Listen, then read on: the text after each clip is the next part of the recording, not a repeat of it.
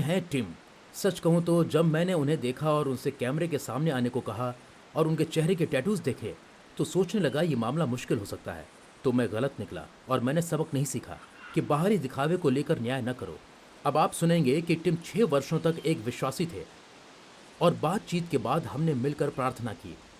तो मैंने सोचा ऐसा क्या हुआ था और उसका पता चला। आपको इसमें मजा आएगा। टिम, क्या आपने पुनर्जीवन के बारे में सोचा है? अक्सर अक्सर सोचता हूँ। क्या आप मरने से डरते हैं? कभी कभी। क्या पुनर्जीवन होता है? हाँ। क्या आप मानते हैं कि ईश्वर है? बिल्कुल।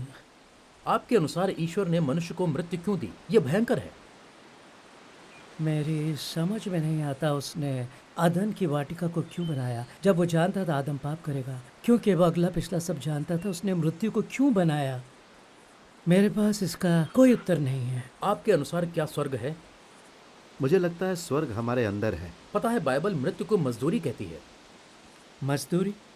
पाप की मजदूरी मौत है। हाँ, पाप की मृत्यु। मजदूरी मृत्यु है। इसका मतलब हम इसे कमाते हैं। हमें शायद कभी पता नहीं चलेगा कि ईश्वर ने मनुष्यों के बीच मृत्यु को क्यों आने दिया, पर हमें पता है कि पहला पाप अवज्ञा थी और विरासत में हमें अवज्ञा का वही स्वभाव मिला है। इसे गलत कहने वाले की कोई संतान नहीं होगी। मैंने अपने बच्चों को गलत करने की शिक्षा नहीं दी है। उन्हें जन्म से गलत अच्छा, करना अच्छा। आता है। उन्हें सही करने की शिक्षा देनी हाँ, पड़ेगी। बिल्कुल सही। मरने के बाद आपके साथ क्या होगा? आप स्वर्ग जाएंगे या नरक? मैं सोचता हूँ मुझे स्वर्ग जाना है, पर मैं एक विश्वासी हूँ तो जानता हूँ विश्वास करने पर मैं स्वर्ग ज़रूर जाऊँगा। मतलब कहा गया है यदि तू विश्वास करेगा। मैं विश्वासी हूँ, पता है।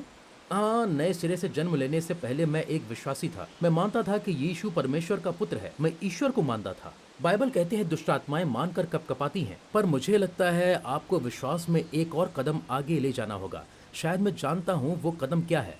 तो चलिए वो लेते हैं। मैं आपसे कुछ सवाल करूंगा। शुरू में कुछ कष्टदायक होंगे, पर मुझसे सच बोलिए और अंत में हम वहां पहुंचेंगे। क्या आपको लगता है कि आप एक भले व्यक्ति हैं टिम? बिल्कुल। मैं भला व्यक्ति हूँ, बेशक मैं हूँ। मैं सड़क पर भी भला हूँ। आपने जीवन में कितने झूठ बोले होंगे? झूठ मुझे जवाब नहीं देना है। कई। कभी चोरी की है? ये बड़ा व्यक्तिगत है, काफी व्यक्तिगत है। प्रभु का नाम व्यर्थ में लिया है? हाँ। यानी प्रभु के नाम की निंदा करने जैसा है। जब यीशु ने प्रार्थना में कहा तेरा नाम पवित्र माना जाए, पहले यहूदी परमेश्वर का नाम तक नहीं लेते थे।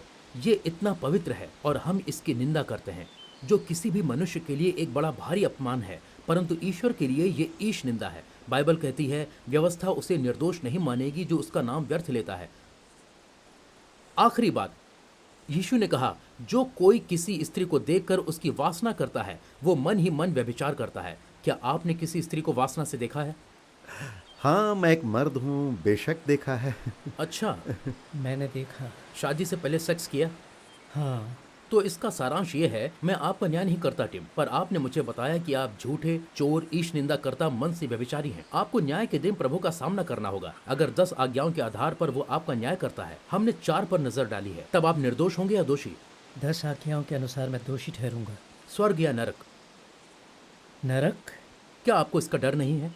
जी है। तो अब हम सुसमाचार पर आते हैं।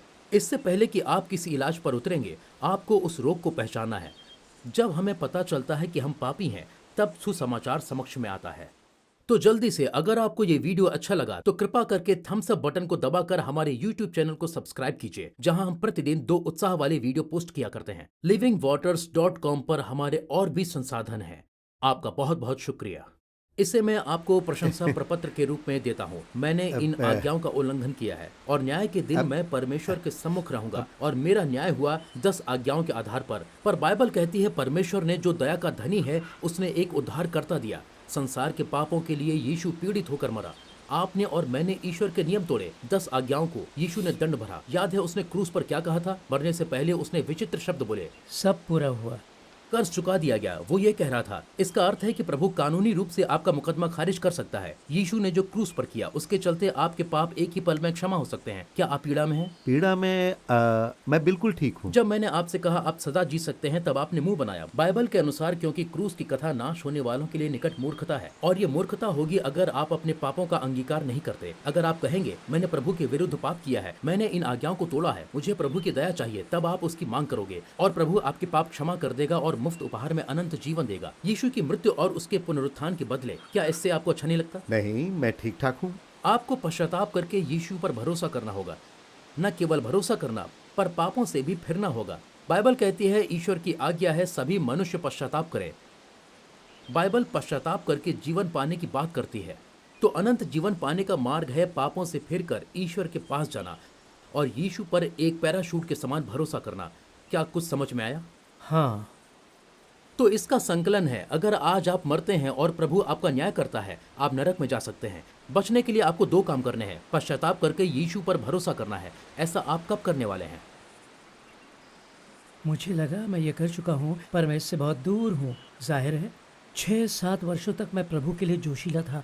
खैर, जो भी कारण है, मैं फिर गया और दूर हो गया।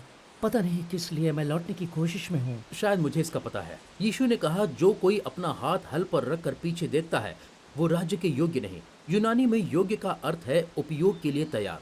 और मैं कहूंगा कि आपके हृदय की मिट्टी इतनी पलटी नहीं गई कि वो पाप की गंभीरता को दर्शा दे, ताकि आप सच्चे दुख और असली पश्चाताप की जगह पा सके। अगर आप आज पश्चाताप करते हैं और यीशु पर विश्वास करते हैं, आप अपना हाथ हल पर रख सकते हैं। आप पीछे नहीं मुड़ेंगे, क्योंकि परमेश्वर ने आपको राज्य के योग्य बनाया है। अगर आप खुशी से मुस्कुराते हैं किसी भी परिस्थिति में, और जो जीवन आपको मिला है उससे प्रेम से जी करके, तब आप ठीक हैं।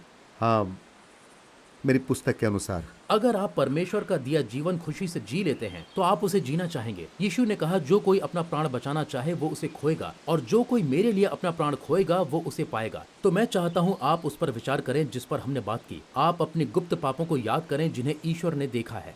याद कीजिए जो ईश्वर ने क्रूस पर किया है, ताकि आपको क्षमा मिले, और अपने अनंत काल पर विचार करें। यीशु ने कहा है, यदि मनुष्य सारे जगत को प्राप्त करे और अपने प्राण की हानि उठाए तो उसे क्या लाभ होगा? तो मैं पाप में ऊपर नीचे होता, सफेद झूठ बोलता, लोगों की छोटी मोटी चीजें चुराता, परमेश्वर के नाम को व्यर्थ लेता, लड़कियों को बुरी नजर से देखता था। पर प्रभु कहता है, उसकी नजर में पाप इतना गंभीर है, ये मृत्यु दंड के योग्य है। परमेश्वर और मनुष्य में यही अंतर है, धार्मिकता का मानक।